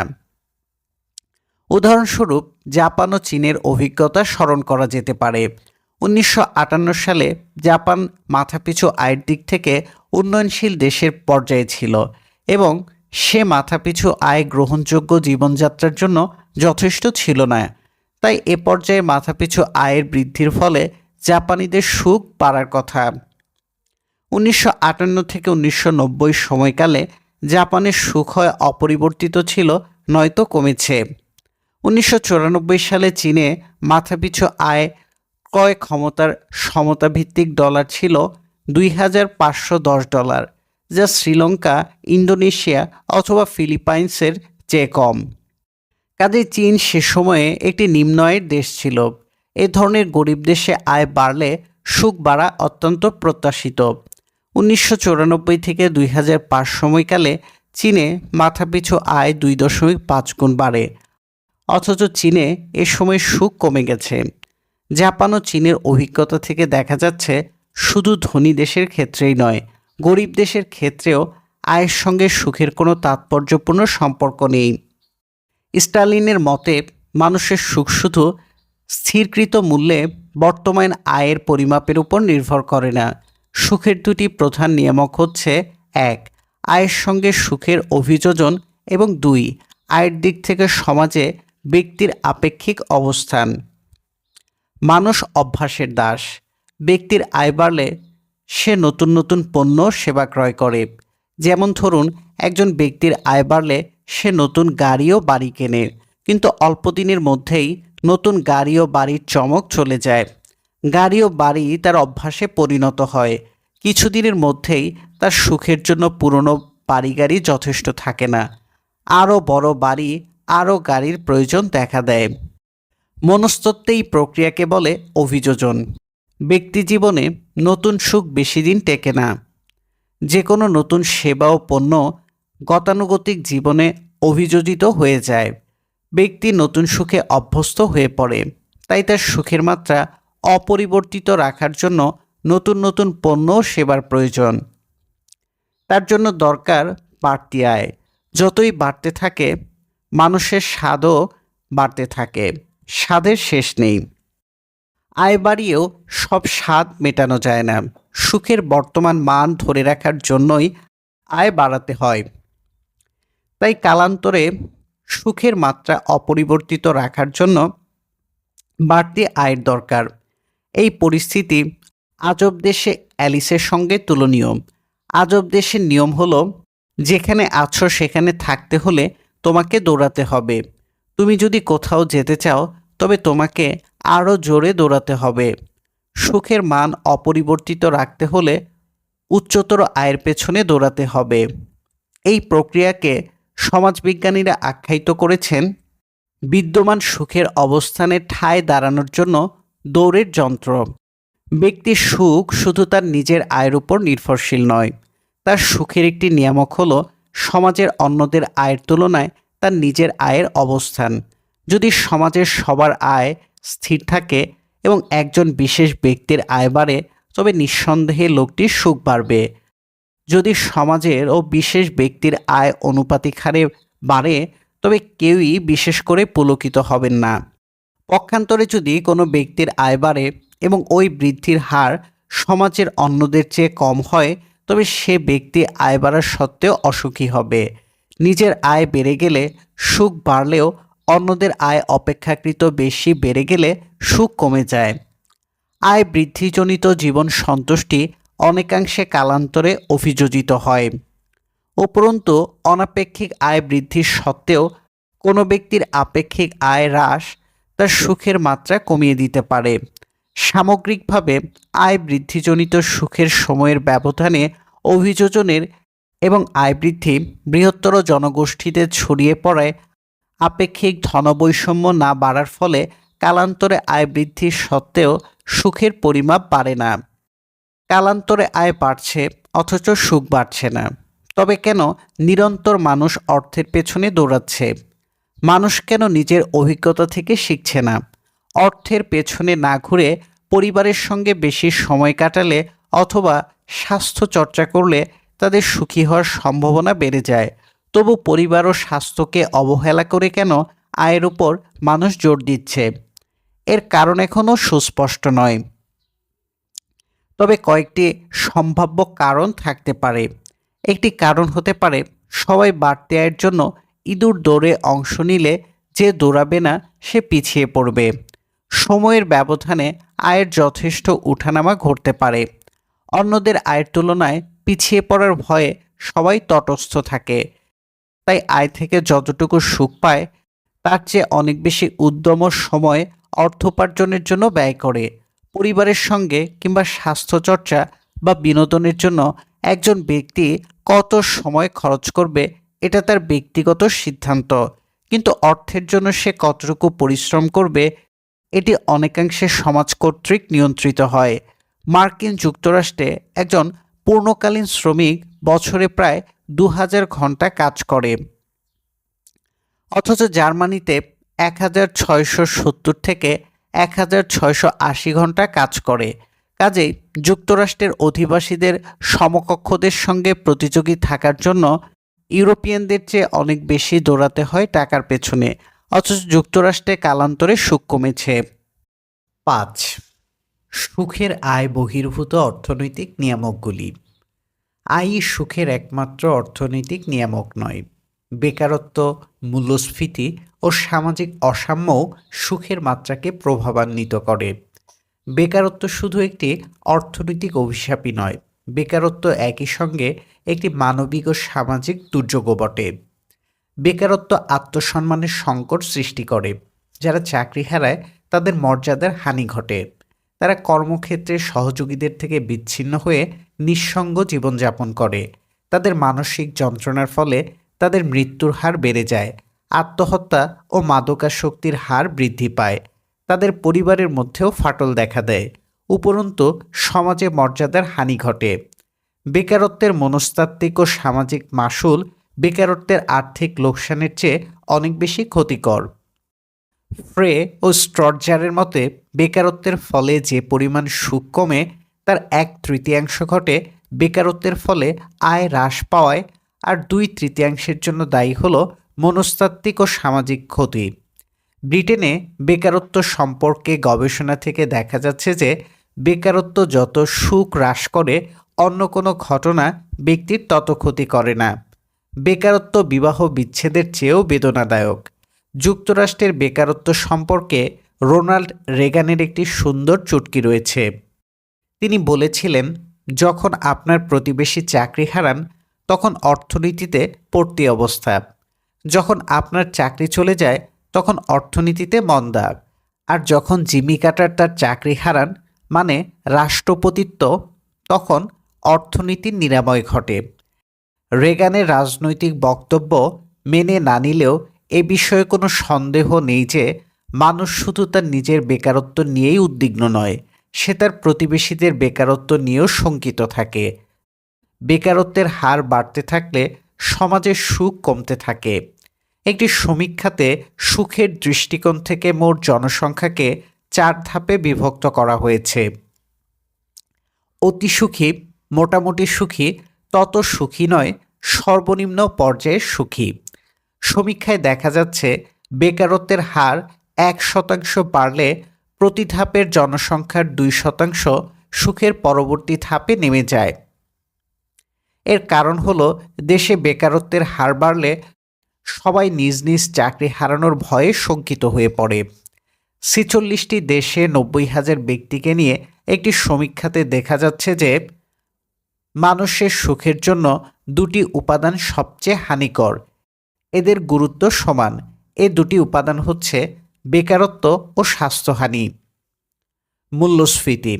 একজন মার্কিন অর্থনীতিবিদ যথার্থই বলেছেন, মানুষ মূল্যস্ফীতিকে ঘৃণা করে, অথচ মূল্যস্ফীতির কোনো কোনো কারণকে খুবই পছন্দ করে।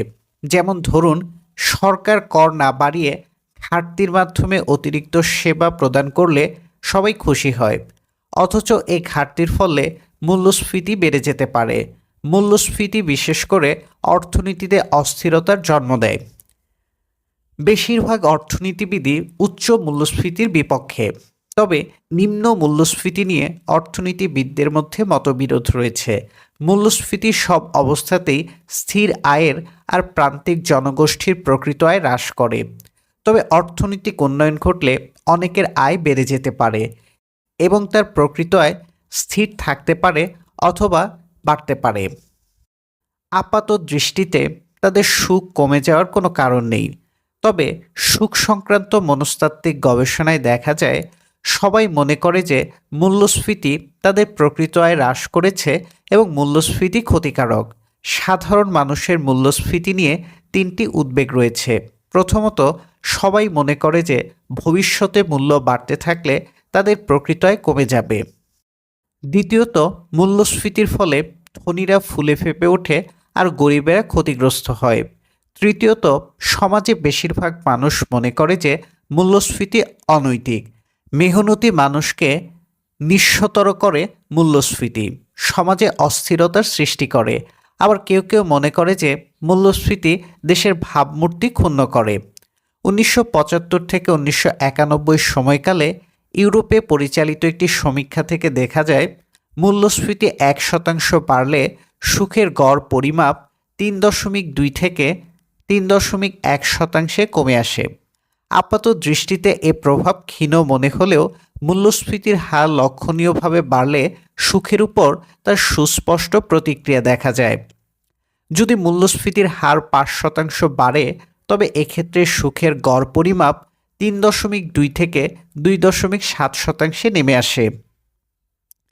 বেকারত্ব ও মূল্যস্ফীতি উভয়ই সুখের শত্রু। 80-র দশক থেকে মার্কিন রাজনীতিবিদেরা দেশের মানুষের অর্থনৈতিক সুখ মাপার জন্য একটি নতুন সূচক ব্যবহার করছেন। তারা এর নাম দিয়েছেন দুর্গতির সূচক। এই সূচক হচ্ছে মূল্যস্ফীতির শতকরা হার ও বেকারত্বের শতকরা হারের যোগফল। যদি কোনো দেশে বেকারত্বের হার হয় 10% ও মূল্যস্ফীতির হার হয় 10%, তবে দুর্গতির হার হবে 20%। তবে উন্নত দেশগুলিতে এ হার কমানোর একটি বড় অসুবিধা হলো সেসব দেশে কর্মসংস্থানের হার অতি উঁচু। সেসব দেশে বেকারত্ব হ্রাস করতে গেলে মূল্যস্ফীতির হার বেড়ে যায়, ফলে দুর্গতির হার কমে না। অবশ্য সুখের দৃষ্টিকোণ থেকে দুর্গতির সূচকের একটি বড় দুর্বলতা রয়েছে। এই হারের প্রবক্তারা বিশ্বাস করেন যে মূল্যস্ফীতির হার বৃদ্ধি ও বেকারত্বের হার বৃদ্ধি একই মাত্রায় সুখ হ্রাস করে। বাস্তবে বেকারত্ব মূল্যস্ফীতির চেয়ে সুখের জন্য অনেক বেশি হানিকর। 1973 থেকে 1998 সময়কালে ইউরোপে সুখ সম্পর্কিত একটি সমীক্ষা থেকে দেখা যায় 1% মূল্যস্ফীতি যে পরিমাণ সুখ হ্রাস করে তার 4.7 গুণ সুখ নাশ করে 1% বেকারত্বের বৃদ্ধি। এ ধরনের পরিস্থিতিতে মূল্যস্ফীতি হ্রাসের চেয়ে বেকার সমস্যা হ্রাস অনেক বেশি জরুরি। ধন বন্টনও সুখের একটি নিয়ামক। যারা ধনী তাদের জন্য মূল্যস্ফীতি আদৌ কোনো সমস্যা নয়, অথচ যারা স্থির আয়ের দরিদ্র মূল্যস্ফীতি তাদের জন্য একটি বড় বালাই। জনসংখ্যার সিংহভাগ সচ্ছল হলে দরিদ্র জনগোষ্ঠীর নিদারুণ দুর্গতির সত্ত্বেও সুখের উপর মূল্যস্ফীতির প্রভাব সীমিত থাকবে। একই কারণে অর্থনৈতিক অসাম্য দূর করার জন্য সম্পদের পুনর্বণ্টন সমাজের সুখ বাড়াতে পারে। সম্পদের পুনর্বণ্টন হলে ধনীরা আর্থিক দিক থেকে ক্ষতিগ্রস্ত হবে, কিন্তু যেহেতু তাদের অনেক অর্থ আছে সেহেতু পূর্ণ বন্টনের আর্থিক ক্ষতি তাদের তত কষ্টের কারণ হয় না। পক্ষান্তরে পূর্ণ বন্টনের ফলে গরিবেরা অল্প লাভবান হলেও অনেক বেশি সুখী হয়। কাজেই ধনের পুনর্বণ্টন সমাজের সুখ বাড়াতে পারে। পুনর্বণ্টনের সমস্যা অন্যত্র। পুনর্বণ্টনের জন্য করের বোঝা বাড়ানো হলে বিত্তবানরা অতিরিক্ত বিনিয়োগের প্রণোদনা হারিয়ে ফেলতে পারে। এতে সমাজে ধন উৎপাদন কমে যেতে পারে, আয় কমে যাওয়াতে সুখ কমে যেতে পারে।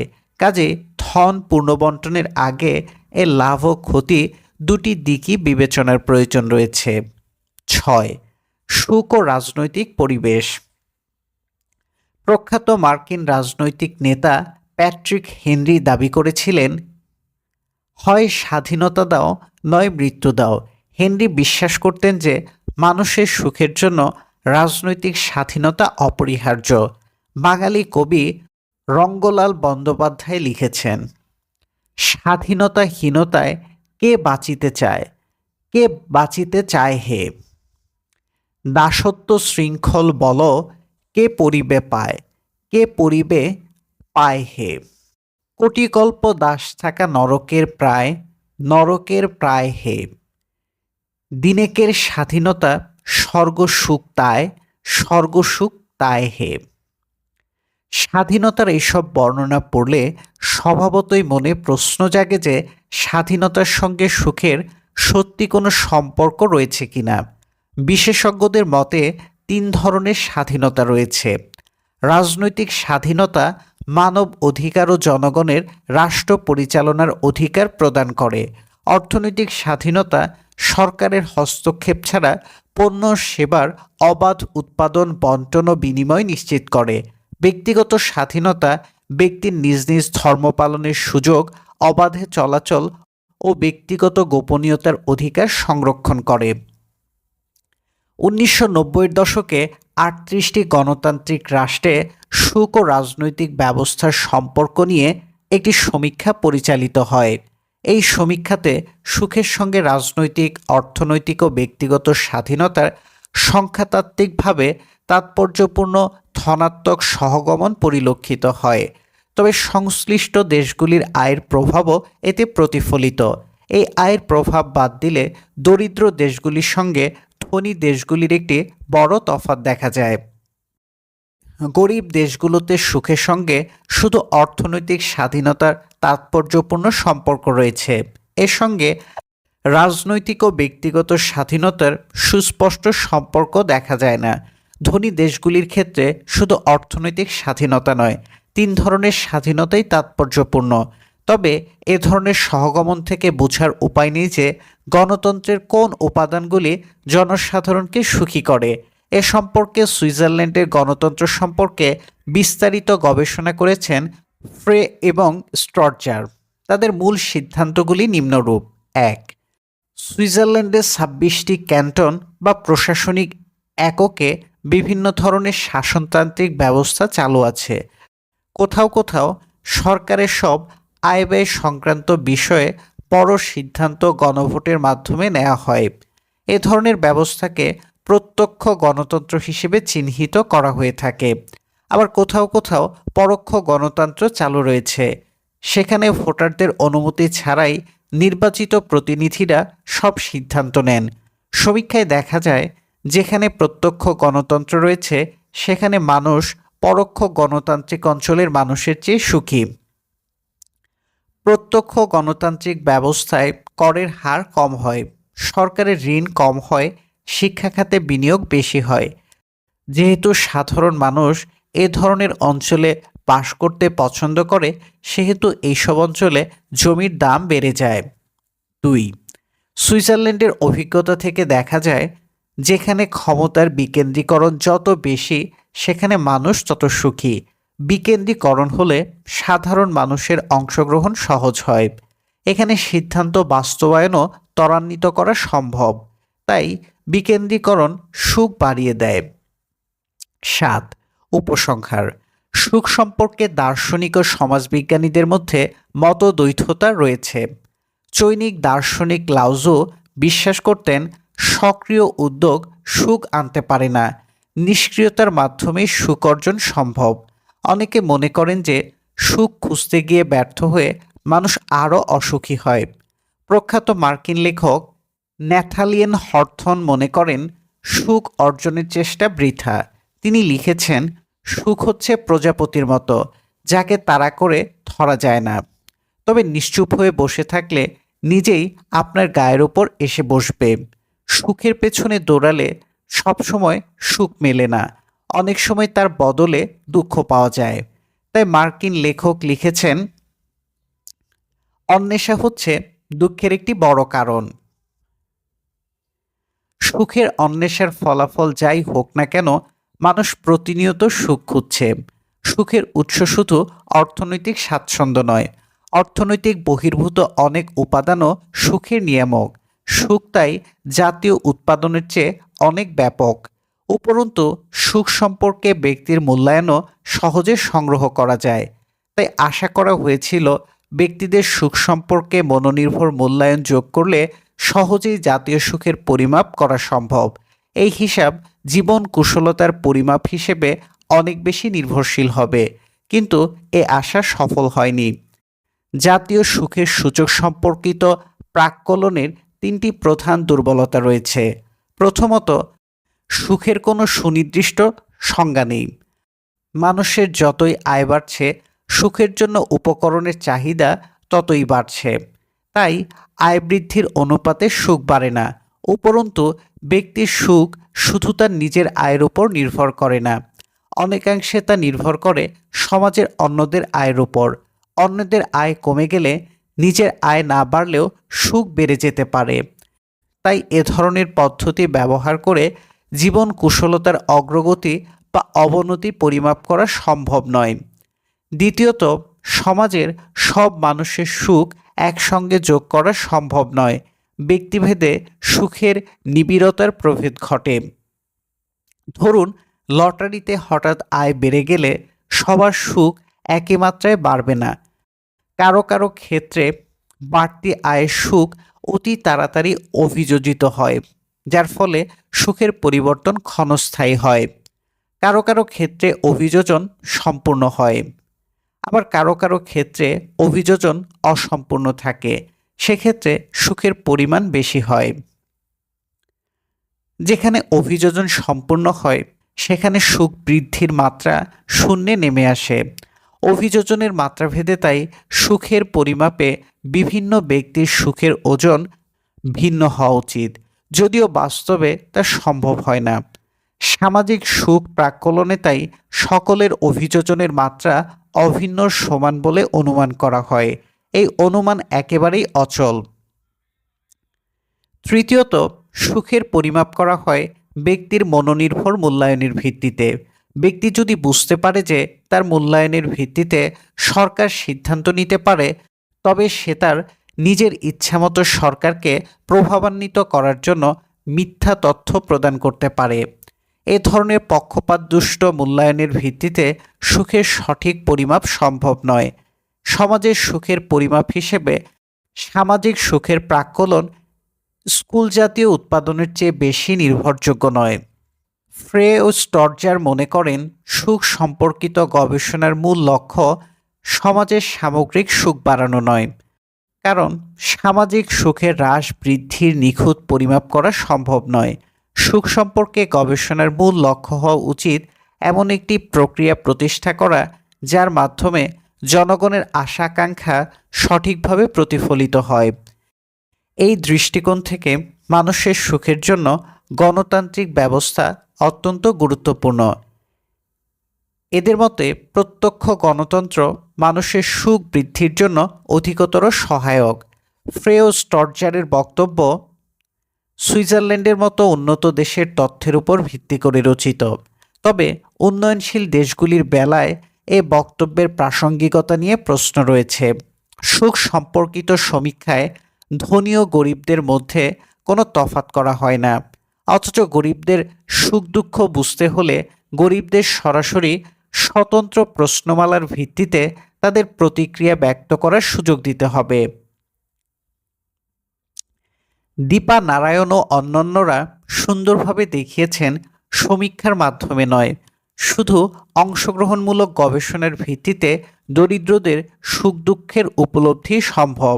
এ ধরনের গবেষণার নামকরণ করা হয়েছে দরিদ্রদের কণ্ঠস্বর বা ভয়েসেস অব দ্য পুর। অর্থনীতিতে সুখ সম্পর্কিত গবেষণার সবচেয়ে বড় অবদান হল এর ফলে অর্থনীতিতে মানুষের মনস্তাত্ত্বিক দিকগুলি অধিকতর প্রাধান্য লাভ করেছে। এ প্রসঙ্গে নিম্নলিখিত সূত্রগুলি সম্পর্কে অর্থনীতিবিদদের আরও সজাগ থাকতে হবে। স্থিতাবস্থার প্রতি পক্ষপাত ও লাভ ক্ষতির ক্ষেত্রে সুখের তারতম্য। একই পরিমাণ লাভ করলে যে পরিমাণ সুখ হয়, ওই পরিমাণ লোকসান করলে তার চেয়ে দুঃখ অনেক বেশি হয়। গবেষকদের নিরীক্ষা থেকে দেখা যায় যে $100 হারালে মানুষের যে কষ্ট হয় সে পরিমাণ সুখ অর্জন করতে হলে $200 লাভ করতে হয়। অর্থাৎ মানুষ যা আছে তা হারাতে চায় না। স্থিত অবস্থার প্রতি মানুষের পক্ষপাত রয়েছে। যারা সুখী তারা তাদের যা আছে তাই নিয়ে খুশি। একজন ইহুদি ধর্মযাজক যথার্থই বলেছেন, আপনি যা চান তা অর্জন করলে সুখ আসবে না, বরং সুখী হতে হলে আপনার যা আছে তাই চাইতে হবে। ঝুঁকির প্রতি বিতৃষ্ণা। ঝুঁকি নিয়ে লাভ করার চেয়ে লোকসান এড়ানো বেশিরভাগ মানুষের কাছে বেশি গুরুত্বপূর্ণ। অর্থনীতির ভাষায় বেশিরভাগ মানুষের ঝুঁকির প্রতি অনীহা রয়েছে। তাই রাষ্ট্র যদি এমন কোনো সংস্কার করে যার ফলে দীর্ঘমেয়াদে অনেক বড় লাভ হলেও স্বল্পমেয়াদে কিছু সংখ্যক লোকের ক্ষতি হতে পারে, তাহলে সংস্কারের বিরোধীরা যত সক্রিয় হবেন, সংস্কারের সম্ভাব্য উপকারভোগীরা তত সোচ্চার হবেন না। যারা সংস্কারের ফলে ক্ষতিগ্রস্ত হবেন তাদের সংস্কারের আগে ক্ষতিপূরণ করা হলে সংস্কারের বিরুদ্ধে আন্দোলন দানা বাঁধার আশঙ্কা রয়েছে। সুখের জন্য ব্যক্তিসত্তার চেয়ে সামাজিক সত্তার গুরুত্ব অধিক।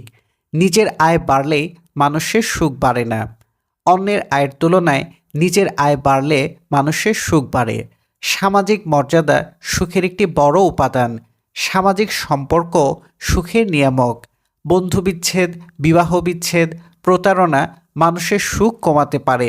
পক্ষান্তরে সফল পারিবারিক সম্পর্ক মানুষের সুখ বাড়াতে পারে। কোনো কোনো ক্ষেত্রে সুখ বাড়ানোর জন্য রাষ্ট্র কার্যকর ব্যবস্থা নিতে পারে। উদাহরণস্বরূপ, পরিবারের সদস্যদের সুবিধামতো কাজের সময় ঠিক করার ব্যবস্থা, কাজের সময় শিশুদের পরিচর্যার সুযোগ ও প্রসবকালীন দীর্ঘ ছুটির উল্লেখ করা যেতে পারে। তবে রাষ্ট্রের পক্ষে ধন বৈষম্য উৎসাহিত করা বিপজ্জনক। অনেকে তাক লাগানো ভোগবিলাস থেকে সুখ লাভ করলেও অধিকাংশ নাগরিকই এ ধরনের আচরণে ক্ষুব্ধ হয়। এর ফলে গোটা সমাজে অসন্তোষের দাবানল ছড়িয়ে পড়ার আশঙ্কা বেড়ে যায়। সুখ সম্পর্কে পরস্পর বিরোধী প্রবণতা।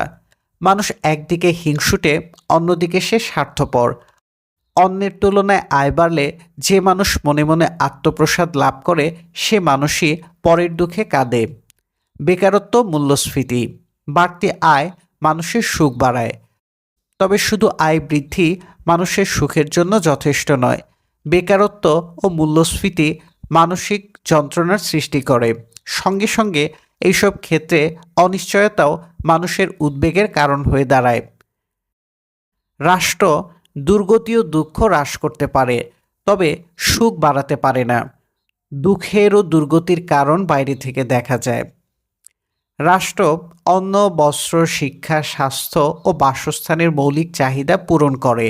বেকারত্ব কমিয়ে ও অর্থনৈতিক স্থিতিশীলতা বজায় রেখে নাগরিকদের দুর্গতি ও উদ্বেগ কমাতে পারে, কিন্তু মানুষের সুখ বাড়ানোর জন্য তা যথেষ্ট নাও হতে পারে। জন বি শিরিন যথার্থই লিখেছেন, সুখ পরিস্থিতি থেকে উদ্ভূত হয় না, সুখ আমাদের ভেতর থেকে উৎসারিত হয়। সুখ রংধনুর মতো নয় যে তাকে দেখা যাবে, সুখ আগুনের উত্তাপের মতো নয় যে তাকে অনুভব করা যাবে।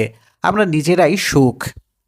বাইরে থেকে রাষ্ট্র বা সমাজ সুখের পরিবেশ সৃষ্টি করতে পারে, কিন্তু শুধু ব্যক্তিরাই সুখ সৃষ্টি করতে পারে। মার্কিন রাষ্ট্র অধিনায়ক বেঞ্জামিন ফ্র্যাঙ্কলিন তাই বলেছেন, সংবিধান নাগরিকদের সুখের পেছনে ছোটার অধিকার দিয়েছে। আপনাকেই সুখকে পাকড়াও করতে হবে। সবার কাছে গ্রহণযোগ্য সুখের সংজ্ঞা নির্ধারণ সম্ভব নয়। ব্যক্তিভেদে সুখের তাৎপর্য ভিন্ন হয়। এ প্রসঙ্গে গোপাল ভাঁড়ের একটি সুন্দর গল্প স্মরণ করা যেতে পারে।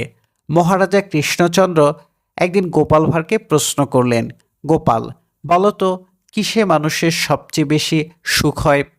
গোপাল বলল, আজ্ঞে মহারাজ, আমার তো মনে হয় পেট পরিষ্কার হয়ে বাহ্যিক করার চেয়ে বড় সুখ পৃথিবীতে নেই। মহারাজ খুব ক্ষেপে গেলেন, গোপাল, তুমি নিজে নোংরা এবং তোমার কথাও নোংরা। গোপাল তাড়াতাড়ি বেফাঁস কথার জন্য ক্ষমা চাইল। এর কয়েকদিন পর মহারাজ কৃষ্ণচন্দ্র গোপাল সহ আমোত্তদের নিয়ে সুন্দরবন ভ্রমণে বের হলেন। একদিন মাঝ নদীতে যখন সফর করছেন তখন মহারাজার খুব বাহ্যির বেগ পেল। মহারাজ সঙ্গে সঙ্গে হুকুম দিলেন, নৌকা ফেরাও। একজন মাঝি বলে উঠল, হুজুর, একটু অপেক্ষা করুন, একটু আগে এখানে একটা বাঘ দেখা গেছে। একটু পর মহারাজ হুকুম দিলেন, নৌকা ফেরাও। পাড়ের দিকে নৌকা যেতেই একটি কুমির ভেসে উঠল। এবারও নৌকা ফেরানো হলো না। মহারাজের ততক্ষণে খুব খারাপ অবস্থা। তিনি চিৎকার করে বললেন, নৌকা পাড়ে ফেরাও। পাড়ের কাছে এলে দেখা গেল জায়গাটি খুবই কর্দমাক্ত। গোপাল কিছু বলতে চাইছিল। মহারাজ কারো কোনো কথা না শুনে কাদায় লাফিয়ে পড়লেন এবং কোনো রকমে পাড়ে উঠে তার কাজকর্ম শেষ করে কর্দমাক্ত অবস্থায় নৌকায় ফিরে এলেন। তারপর স্নান শেষে গোপালকে বললেন, গোপাল, কি যে সুখ লাগছে এখন, তুমি খাঁটি কথা বলেছিলে। মহারাজ কৃষ্ণচন্দ্রের মতো আমরা সকলেই ভিন্ন ভিন্ন সময়ে সুখের বহু বিচিত্র রূপ অনুভব করি।